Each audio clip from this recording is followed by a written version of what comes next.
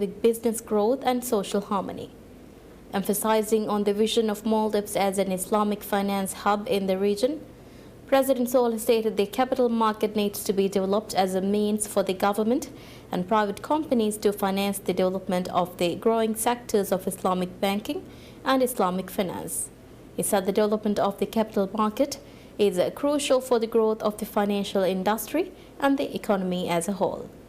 The forum, the first of its kind in Maldives, is a themed capital market for social harmony. Addressing the theme, President Solih stated that the capital market has a meaningful role to play in ascertaining national prosperity, since social harmony correlates with the financial condition of the citizens. Underlying the role of conventional and Islamic banking sectors in financing the development of small and medium enterprises (SMEs), President Solih stated the growth of the capital market would be a further help in alleviating financial constraints and urged for more investment in the capital market to facilitate financial stability for SMEs. He also spoke about the role of investment banking and public-private partnerships to finance the socio-economic development of the country and the development of Islamic tourism through the Islamic capital market. During the function, President Solih presented listing tokens to 8 companies listed on the MSC. He also received a plaque of appreciation from CMDA and MSC. The forum features interactive presentations and panel discussions with policymakers, leaders in the financial sector, entrepreneurs and investors, blended with networking opportunities. It acts as a platform for stakeholders to deliberate on the challenges and opportunities for the development of the capital market of the Maldives.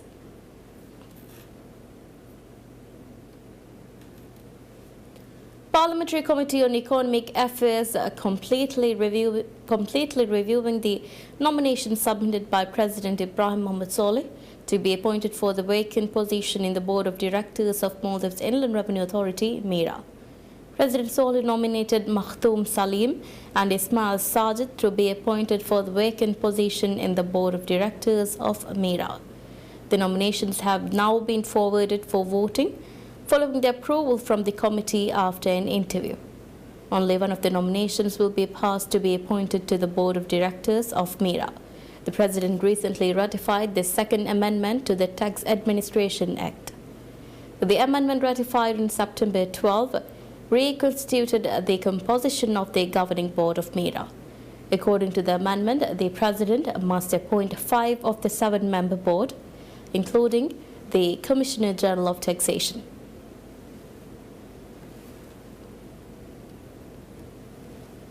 Chief Justice Dr. Ahmad Abdullah Didi grants Prosecutor General's Office, PG Office, 2 days to decide on whether to continue the appeal against the decision made by High Court to overturn the jail sentence of former Vice President Ahmad Adib over corruption charges in leasing Marbin Hura.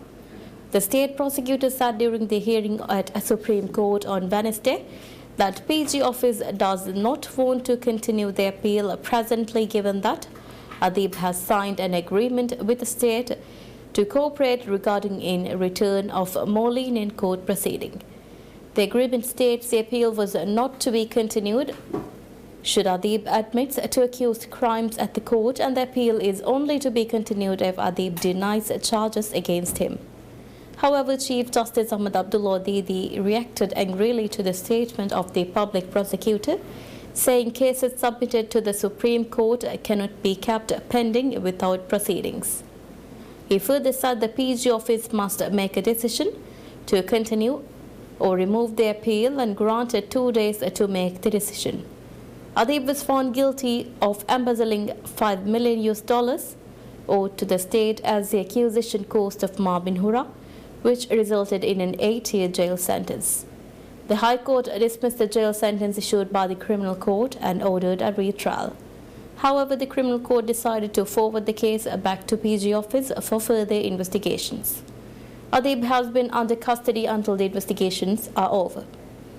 The case is adjudged at the Supreme Court by Chief Justice Dr. Ahmad Abdullah Didi and Judge Abdullah Arif and Judge Abdul Ghani Muhammad.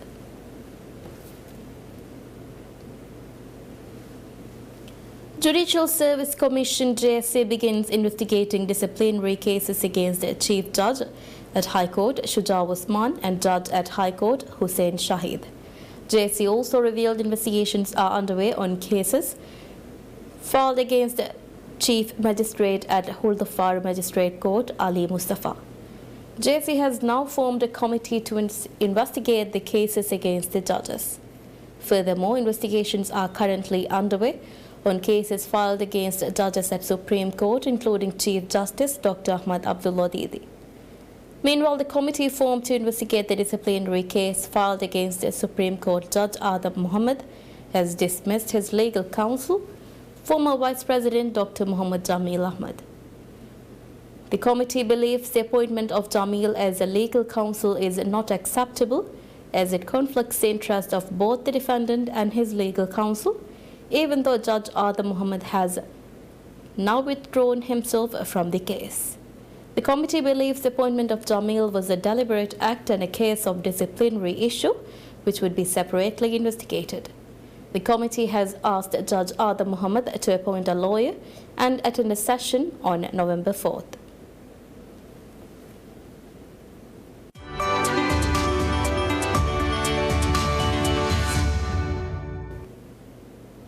Ministry of Tourism reveals the tourist arrivals to Maldives spiked by 15.8% by the end of September compared to the same period of last year. According to official statistics published by the ministry, the total number of tourists to Maldives by September was 1,251,690 compared to the 1,080,459 that arrived by September last year.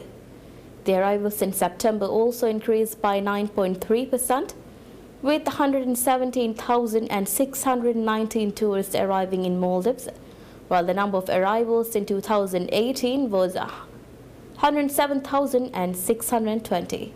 With over 1.2 million tourists visiting Maldives by September, Maldives Marketing and Public Relations Corporation MMPRC expects to achieve its set target earlier by the end of November. MMPRC had initially targeted bringing 1.5 million tourists by the end of the year. Ministry of Tourism reveals the highest number of tourist arrivals to Maldives was from China in the first 9 months of the year. Chinese arrivals increased by 3.7%, with 230,349 tourists arriving in Maldives by September as compared to the 222,107 arrivals in the same period of last year. According to statistics released by the ministry, the total number of tourists from China represents 18.4% of market share.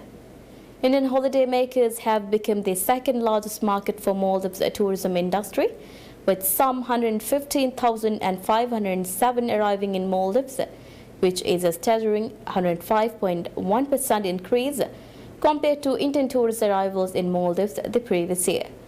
India had a market share of 9.2% last year.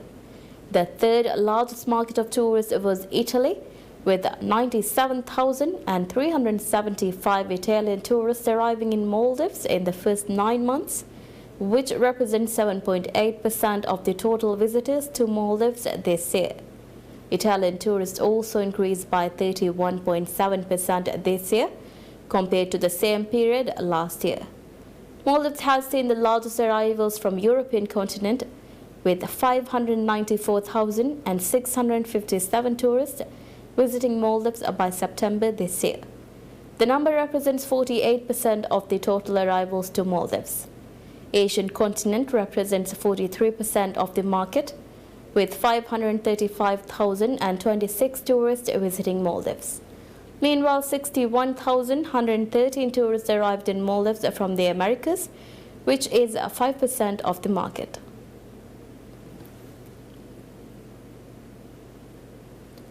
Air Italy begins operating non-stop flights to Maldives as part of its winter schedule this year. The first Air Italy flight of the second biggest Italian airline arrived in Maldives on Wednesday from Milan Malpensa Airport. A special function was held to bring its operations to Maldives previously served until April 2017.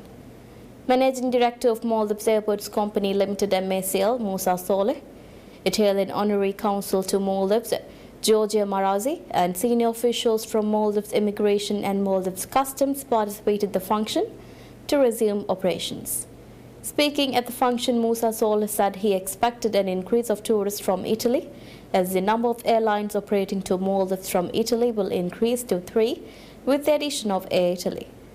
Honorary Consul Georgia said the flight operations is anticipated to bring about positive developments to Maldives, further strengthening the relations between Maldives and Italy. Air Italy has scheduled 3 non-stop flights a week on Tuesdays, Thursdays and Saturdays from its hub in Italy, Milan Malpensa Airport to Vellana International Airport. According to Air Italy, Airbus A330 airplanes will be used in the operations to Maldives. Italy has also added flights to additional destinations towards widening its winter operations. Currently, the national airline of Italy, Alitalia, and charter airline News also operates non-stop flights between Italy and Maldives, in addition to Air Italy. Italy has been one of the longest contributors for the development of tourism sector in the Maldives, with a significant number of tourist arrivals to Maldives from Italy. Over 97,000 tourists have arrived to Maldives from Italy in the first 9 months of the year.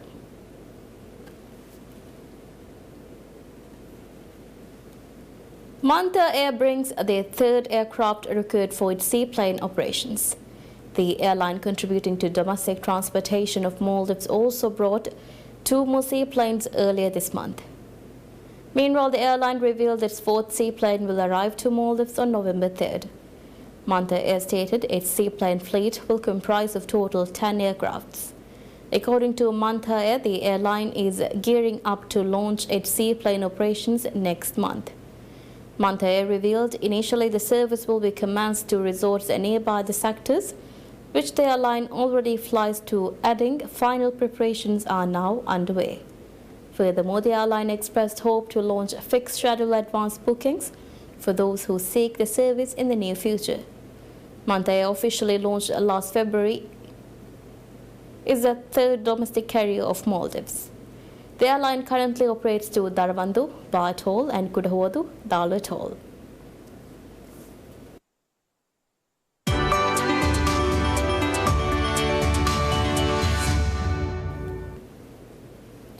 The Syrian Constitutional Committee, made up of opposition, civil society and government delegations, each with 50 members, begins its mandate in Geneva. The United Nations Special Envoy for Syria, Geir Pedersen, together with the committee's co-chairs Ahmed Khuzbari from the government and Hadi al-Bahra from the opposition, launched the committee in an opening ceremony with the 150 members sitting for the first time in the same room inside the United Nations headquarters in Geneva. The United Nations envoy told the committee members it was his sincere hope that by feeling the good intentions from each other from the very beginning, trust and a positive working environment will be created. Describing the event as a historic moment, Pedersen encouraged the committee members to be patient, persistent and ready to compromise and to engage constructively. Ahmed Khuzbari stressed that the Syrian people are the sole and exclusive holders of the right to decide their future and choose social, economic and political system for themselves. Hadi al-Bahra stressed that the war and conflict have led to economic setbacks in Syria. He said that Syria is facing an essential time and the launching of the committee is just the first step on the long path to recovery. The decision to establish the Syrian Constitutional Committee was adopted in Sochi, Russia in January 2018. The creation of the committee is a shared promise to the Syrian people to try in earnest to agree on new constitutional agreements for the future of the country. According to the United Nations arrangement, after Wednesday's opening ceremony, the committee will begin its closed-door discussions in the hope to pave the way for constitutional reforms and the related political process to end the long-lasting crisis in the country. After the first session of the 150-member committee, a smaller drafting body of 45, evenly from the government, opposition and the civil society, will stay in Geneva to continue their mandate in details.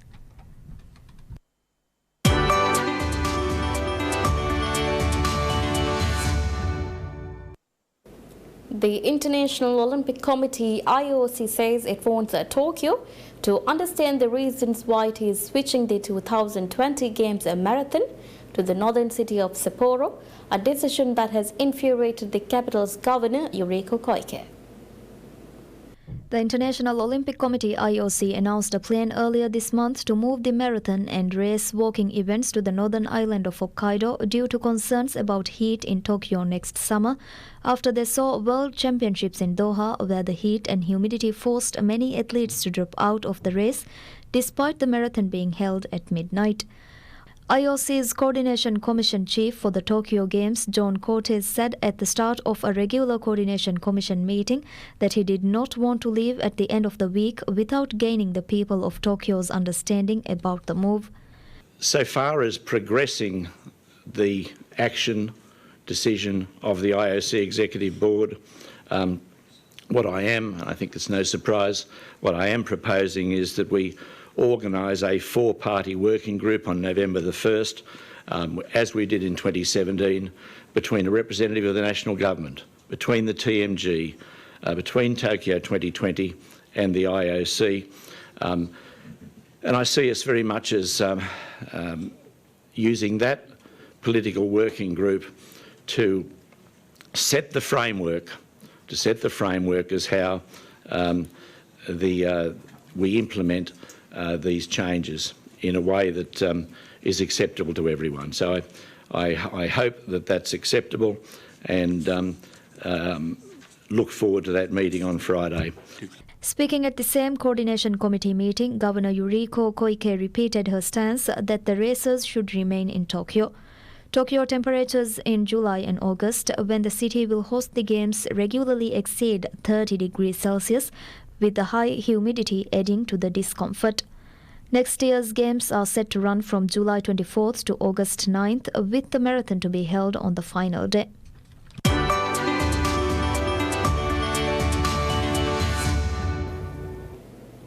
Weighing around 6 kilograms, composed of an estimated 10,000 calories, covered in fried onion rings, layers of bacon and mayonnaise, this burger is not for the faint of heart. Chris Steaks and Burgers of Bangkok, which specializes in large portion meat dishes, is serving it up to consumers as a challenge, promising a $331 prize money for those who can finish it within 9 minutes.